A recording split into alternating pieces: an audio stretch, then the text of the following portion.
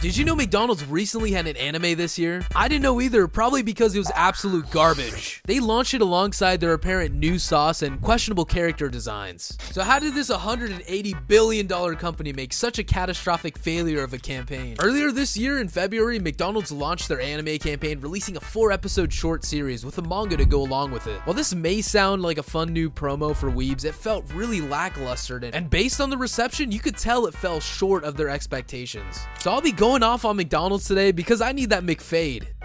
Where the fuck Ronald McDonald at? You said he was gonna meet me right here, bro. What's up? Oh, yeah. Oh, shit. McDonald's kicked off their campaign with the WcDonald's immersive dining experience. It was a weekend where they would transform an empty space into a real-life McDonald's that people could visit and dine at. I decided to pull up to see for myself if the hype was real. They promised a multi-sensory immersive experience, but it was basically eating a 6-piece McNugget meal in a room full of projectors. It's a RSVP to attend, which was free, but it sold out immediately. Or you could line up for a ridiculously long time in the hopes that they had an extra space.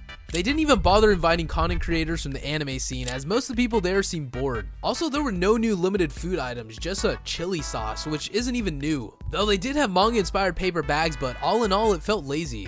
Hey, at least I got a free McFlurry. Now on to the McDonald's anime, where most of their campaign's budget was spent. Episode 1, The Race to McDonald's. We get great value Jet from Cowboy Bebop watching an advertisement for McDonald's new midi sauce, alongside some chick cosplaying as Michael Jackson.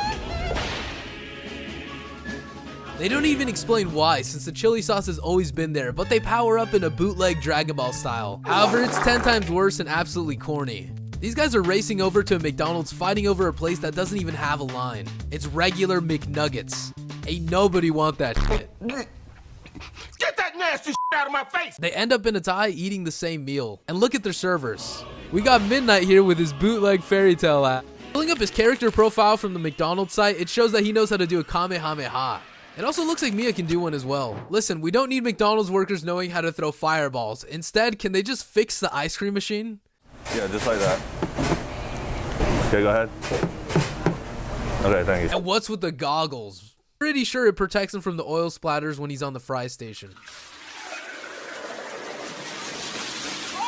Keep in mind, this is their first and highest viewed video out of all 4 of them. With 300,000 views on it, just know it's gonna get rough from here on out. Now on to episode 2, Love from Across the Booth. We follow Kazuki, who's a simp from what his profile reads. His older sister Wiki nags him not to wear headphones so much, but lo-fi beats quiet his inner thoughts. His cool composition can only do so much to hide the butterflies. This guy looks like the type to get NTR. He even got a pickle on his jacket. Gay. Enough said. He goes to McDonald's often in hopes to see his crush Shizuru. So after their surprise encounter at McDonald's, Kazuki invites Shizuru to join him. And did they forget to fill the color here, or is she dealing with some kind of male pattern baldness? To top off the receding hairline, she's wearing a piece of tomato and cheese as earrings with a lettuce necklace. So after a series of miscommunications, they finally confess to each other and find love at McDonald's. And for some reason, the staff that was featured for less than 3 seconds have their own profiles on the McDonald's site. Jay here is the manager, who can also shoot fireballs too. Yeah, this is probably the guy that's gonna NTR Kazuki. We also have Karm. Why does this dude have a Saiyan Power Scouter on? What does it read? Is it a calorie counter? And then we have Berg. I'm not actually gonna say anything bad about him. He's the best character in the series. Probably because he reminds me of Pumpkin Knight. Episode 3, Space Frontier 3000. The 3rd episode of McDonald's takes place on the moon. Great value Agar from Mobile Suit Gundam is eating nuggets when a giant monster appears. Monster called WcDonald, who's wearing the same stunted glasses as Squirrel, had set off the alarm. So both Dollar Tree Speed Racer and Zesty Gustavo Fring set out to spaceships to intercept it. The spaceships connect to form a McMech called the WcDizzer 3000, and it looks like it's ready to throw hands. Honestly, they need to station a WcDizzer at the McDonald's in my area because it's getting rough out here. So out of nowhere, the McDonald's base sends out a giant nugget into space and the monster grabs it. He instantly inhales it in one bite like the fat bastard he is and screams, turning purple, ending the episode. So I guess the message is that even in outer space, monsters aren't immune to McDonald's food poisoning? Am I getting that right? The other characters, despite having their own profiles, were just in the background and useless again. Like Flurry's design is, episode 4, The Wisdom of the Sauce. The final episode starts with 3 girls in McDonald's. They each take a bite of the nugget dipped in the chili sauce and are isekai'd into another world, aka they died. The only way to get isekai'd is to either get hit by Truck-kun or eat McDonald's food. You can't change my mind on this. Just look at the last episode of the outer space monster who got food poisoning. So in this magical land, they're sent on a quest by a Oompa Loompa to find a wizard to get more chili sauce. And take a look at these characters. What in the High Spice Guardian is this? They find great value Frosking, who looks eerily similar to the guy laying in front of my local McDonald's. They get the sauce and are transported back to the real world. But my take is that the hospital managed to pump out the nuggets out of their body in time. Again, the entire marketing of this anime just felt disingenuous. You gotta understand, McDonald's has never cared about their consumers. The price of their food has risen over 140% over the past 5 years while getting less products. Even recently getting rid of their true dollar menu. The McChicken is now $3. They silently phased out the menu around 2021 where you could get cookies, drinks, burgers, and other items for just $1. McDonald's was the place where you went for a cheap meal. This anime campaign is no different from their last promos by making low-effort collaborations with rappers or pop stars.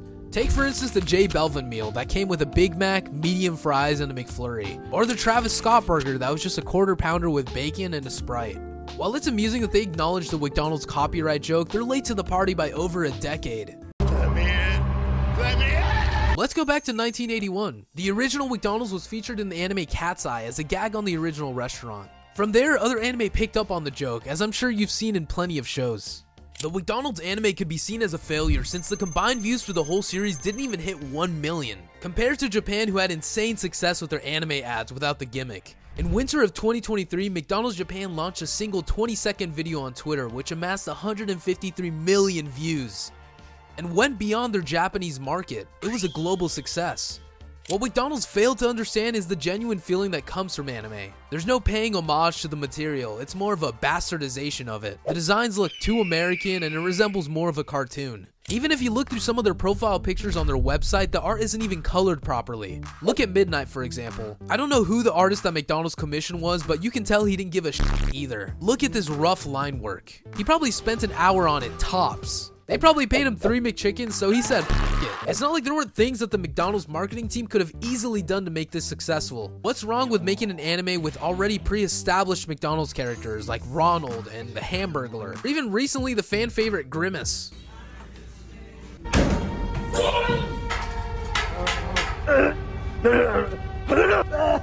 Other fast food companies have been successful in appealing to the anime audience. KFC was a prime example of this. When some art of Colonel Sanders as a stud went viral, the company fully adopted the idea and launched a game in 2019 called I Love You Colonel Sanders, a finger-licking good dating simulator. It was a visual novel where you could actually date the Colonel himself.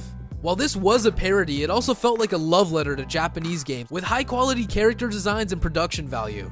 I'm personally not a KFC guy, but I can appreciate the effort and see why this visual novel charmed its audience. You can still pick up I Love You Colonel Sanders on Steam for free. Speaking of people who understand the anime community, I have to take a moment to talk about Raycon, our proud sponsor of the video. Not only are they the best pair of earbuds that I own, but they're the most affordable compared to the bigger names out there. I have them with me every single day, because whether I'm wrestling, watching anime, or reading manga, I can count on my Raycon everyday earbuds. Not only do the new series offer active noise cancellation when I'm on the go, but I can change songs, raise the volume, and pause conveniently with a few taps of my fingers, reducing discomfort. All of this can be done with a mind-blowing 32 hours of battery life on these bad boys. And not only that, thanks to their new quick charge function, 10 minutes of charging gets you 90 minutes of battery back. Click the link in the description or go to buyraycon.com/LAmanga to get 15% off your Raycon purchase, plus free shipping. This does support what I do here at LA Manga, so now back to the video. Arby's is another great example of a successful campaign marketed to weebs done right. It's not pretending to pay homage. They have these elegantly crafted photos of their food next to anime characters, highlighting what's relevant. It's simple and clever. So I've shown some winning examples, but one of McDonald's biggest blunders has to be the manga. I wanted to highlight that the manga made by Aki Bright was actually quite solid and skillfully drawn compared to its dog water anime. However, McDonald's even managed to screw that up, hiding its best part behind a paywall. You see, at the time of the campaign, you had to buy a meal during their weekly release of new episodes to access the chapters. After receiving your McDonald's manga bag, you would need to download their app and scan the QR code on the bag to access the weekly chapter. And listen, I ain't doing all that. This greatly limited the amount of people that could discover the series and talk about it. They should have made it into an official book with all the one-shot chapters and sold it as an anthology. They could have pushed the manga to bookstores and content creators where I guarantee would have generated more buzz. But like I said earlier, these guys are out of touch. Remember the viral Grimace shake trend from last year?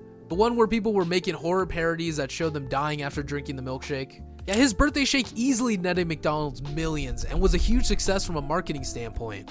But Grimace's birthday just passed, and rather than cashing in on it again, they decided to push their latest promotion, a grandma-themed McFlurry. The fact that they didn't bring Grimace back was because the trend was out of their control, which I'm sure confused and frustrated these boomers. This shows that McDonald's is not willing to take more risks, coming hot off the failure of its anime campaign. So McDonald's, if you're listening to this, you need to hire me or hire an entirely new team, because right now you're the lowest ranked fast food place out of them all. This video would have never happened if you would have kept the $1 McChicken.